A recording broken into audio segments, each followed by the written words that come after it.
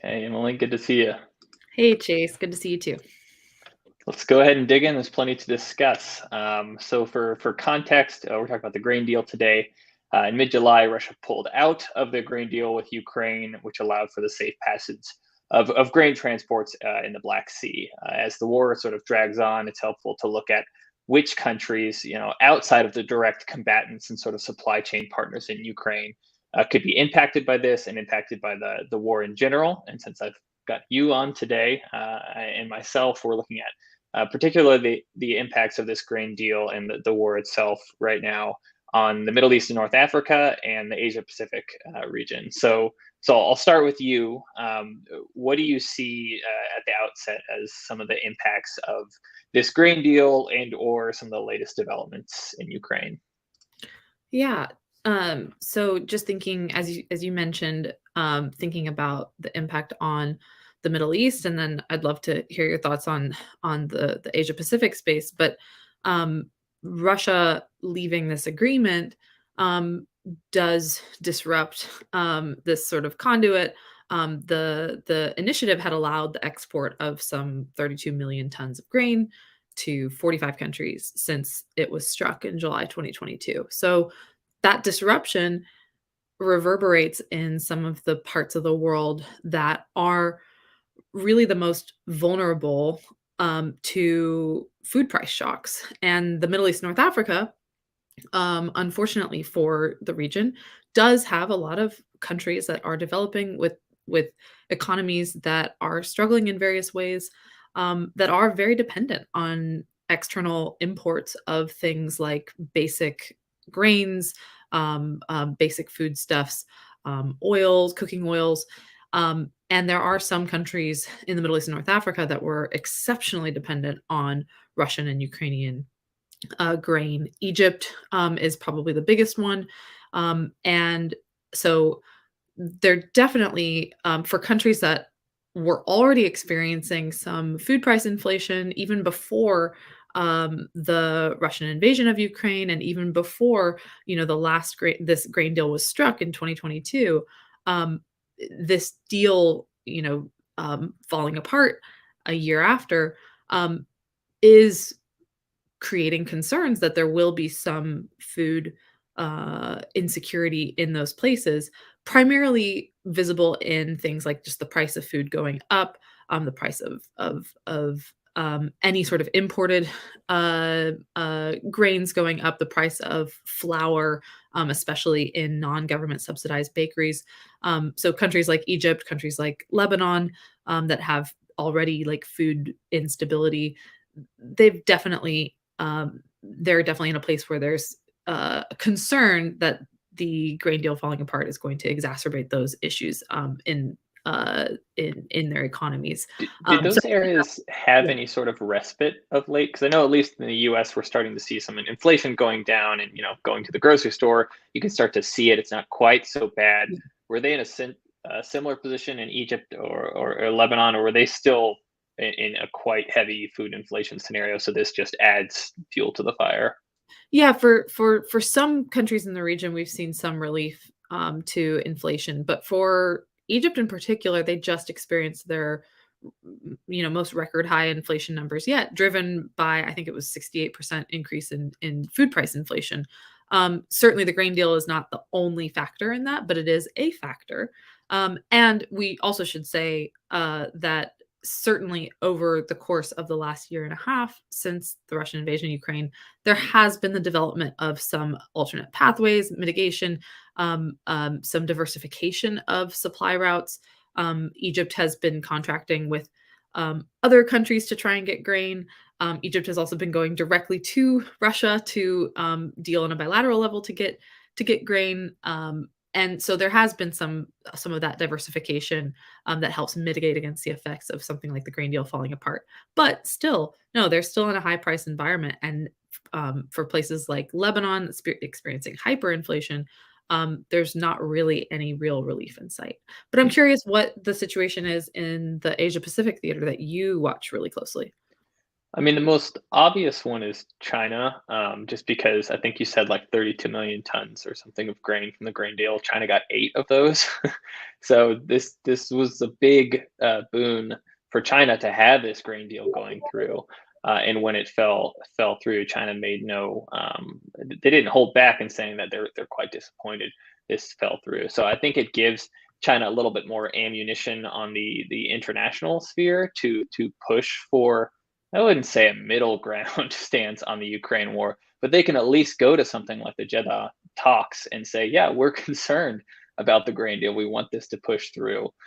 They'll still push the sort of, we respect everyone's sovereignty. Everyone has culpability here. Let's consider all viewpoints, which is sort of the vanilla response they peddle to sort of keep things open to Russia's point of view. So they're not going to turn on Russia, so to speak. But this does give China some leverage to go into the international sphere and say what they honestly think about, we need to reach peace as soon as possible. We need to get the grain deal back online, which they don't really contradict too many of Russia's points, right? The grain deal was always sort of strategically hairy for Russia, but Russia does want peace as soon as Mhm. possible, because as long as Russia holds the areas they hold in Ukraine, peace now is great. Like that's Mhm. perfect. Mhm. So it doesn't necessarily have to put China in contention with Russia, but it does give China a little bit more breathing room. And Russia, as sort of the junior partner in that relationship, can't say much when its actions are directly impacting China's food security. Yep. Um, and then that's the domestic aspect too. Ever since like 2017, and even before, but especially since like the Trump years and the trade war, China's really been pushing food security, energy security, really anything fill in the blank security. Beijing doesn't like the concept of relying on other countries for these things. For grain, and sometimes you can't do anything about that.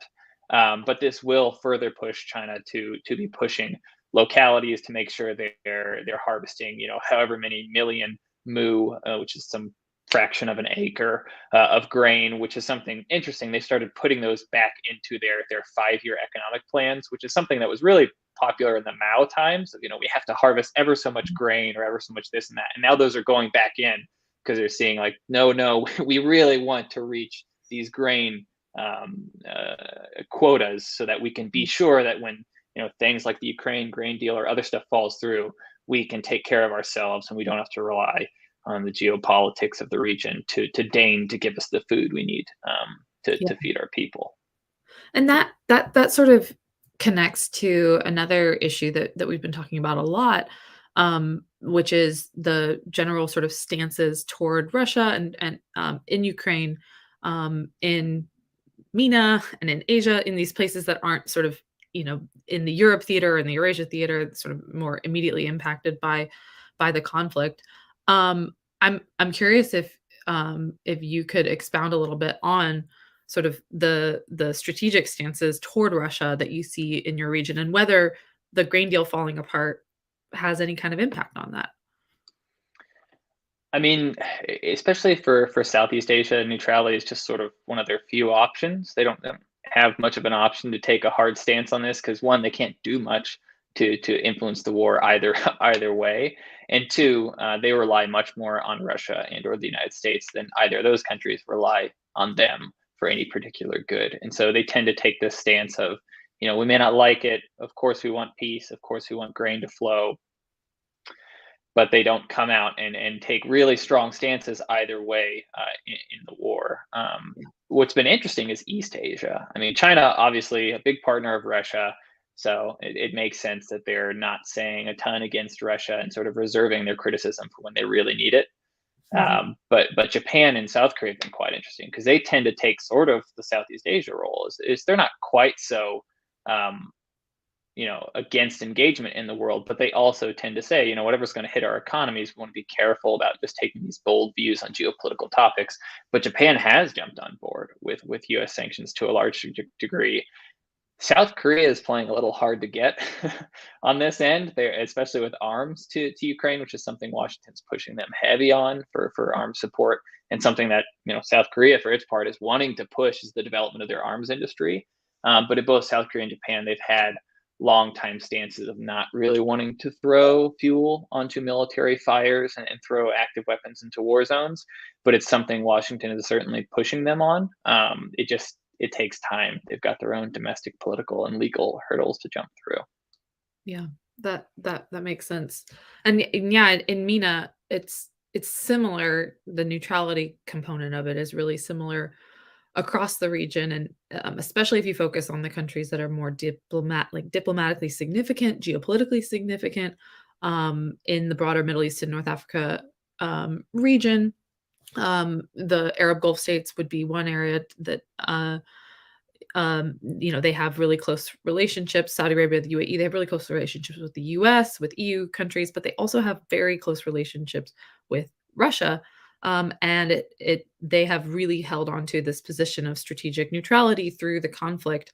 Countries like the UAE receive a significant amount of money from Russian investors, Russian businesses. They've actually become sort of like a haven for Russians leaving Russia or moving their businesses to a place like the UAE throughout the course of the war. And certainly that creates some sanctions complications, some tension with the United States and with Europe, but it's something that Abu Dhabi deems they can bear that because they get a lot of benefit from maintaining a good and functional relationship with Russia, and not sort of having a really firm pro Ukraine stance or pro Russian stance in the war. Saudi Arabia is similar. The only reason that they're able to host, what you mentioned that there were talks in Jeddah earlier this week. The only reason that they're able to do that is because they have maintained this position of strategic neutrality. So they're not viewed as a country that's overtly on Russia's side or overtly on Ukraine's side, even though, of course, I should say the position of strategic neutrality comes with the constant sort of urging for peace and requesting that all sides sort of mediate and stand down from the conflict. It's causing issues for the whole world, et cetera, et cetera. But when it comes down to it, they are neutral because they're not going to want to alienate Russia or the more pro-Western forces. And I think that that's also the case for a country like Egypt. Egypt nearly supplied rockets to Russia, agreed to arm Ukraine instead. We saw that in some of the Discord leaks earlier this year. That's a follow-on effect from Egypt looking at both sides of the conflict and trying to determine where can Egypt benefit from this. Even though Egypt's official stance is we urge peace in Ukraine. We want there to be peace in this war. So, yeah, it's a really interesting question, but it does sound like there are similarities there between the MENA and the APAC space. Yeah, and I was curious just to tease on one of those, and we'll probably have to wrap it up here soon.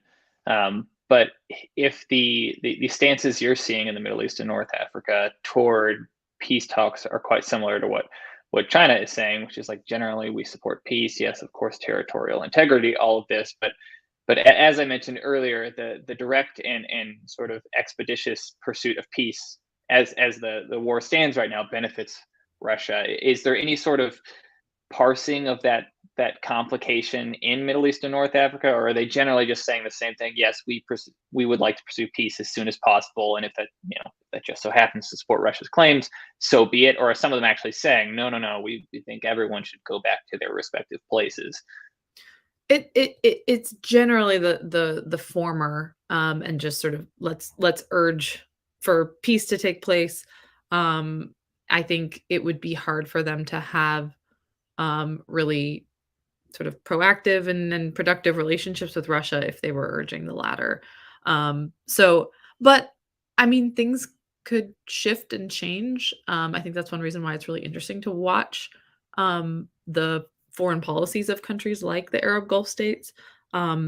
They are sort of dynamic and shifting and changing, and they're led by young leaders. And that could be something that changes over the next 10, 15 years. But for now, it's very much about not trying to ruffle Russia's feathers, while also making sure that they're maintaining and keeping their sort of harmonious, functional economic and security ties with the West.